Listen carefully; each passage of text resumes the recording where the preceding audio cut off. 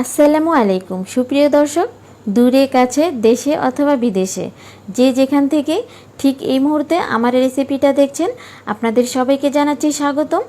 তো ভিউয়ার্স, আজকের পর্বে আপনাদের জন্য থাকছে তিতা ছাড়া এবং রং সবুজ রেখে করলা ভাজির রেসিপি। তো ভিউয়ার্স, অনেকেই এই করলা ভাজিটা রান্না করলে তিতা হয়ে যায় এবং কালারটাও নষ্ট হয়ে যায়। তো ভিউয়ার্স, এই সমস্যা সমাধানের জন্য আপনারা না টেনে সম্পূর্ণ ভিডিওটা দেখতে থাকুন। তো ভিউয়ার্স, এই করলার নাম শুনলেই কিন্তু অনেকের মুখ কুঁচকে যায় এর তিতা স্বাদের জন্য। তো ভিউয়ার্স, করলা পছন্দ করেন আর নাই করেন, এটা কিন্তু আমাদের স্বাস্থ্যের জন্য খুবই উপকারী। তো এখানে 3টি করলা নিয়েছি, আর এই করলাগুলো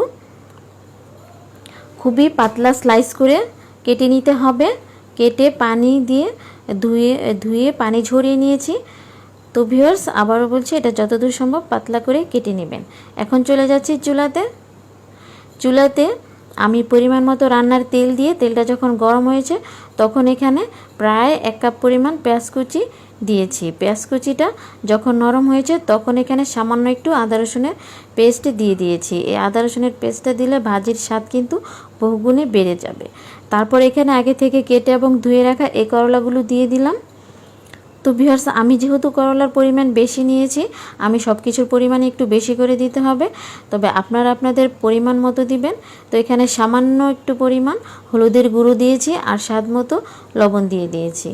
দিয়ে খুব ভালো করে হলুদ, লবণ, পেঁয়াজ, আদা রসুনের সাথে খুব ভালো করে মিশিয়ে নিচ্ছি নেড়ে। তো ভিউয়ার্স, চুলার জালটা কিন্তু হাই হিটে রাখতে হবে আর ঢাকা দেওয়া যাবে না। যদি চুলার জাল লো করে রাখেন আর ঢেকে রাখেন তাহলে কিন্তু তিতা হয়ে যাবে। ফিরে এসেছি প্রায় 5 মিনিট পর, আর এখন কিন্তু আপনারা দেখতেই পাচ্ছেন করলাটা কিন্তু একটু কমে গেছে।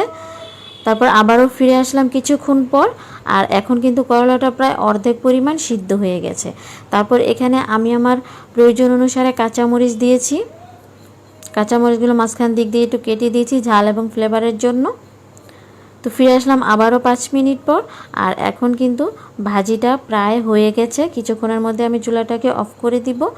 আর ভিউয়ার্স, কড়াটা কিন্তু এখন পুরোপুরি সিদ্ধ হয়ে গেছে। আর আপনাদের জন্য আরেকটা টিপস হলো যে এই টিপসটা যদি আপনারা মানেন, আপনাদের ভাজিটা দিতে হবে না।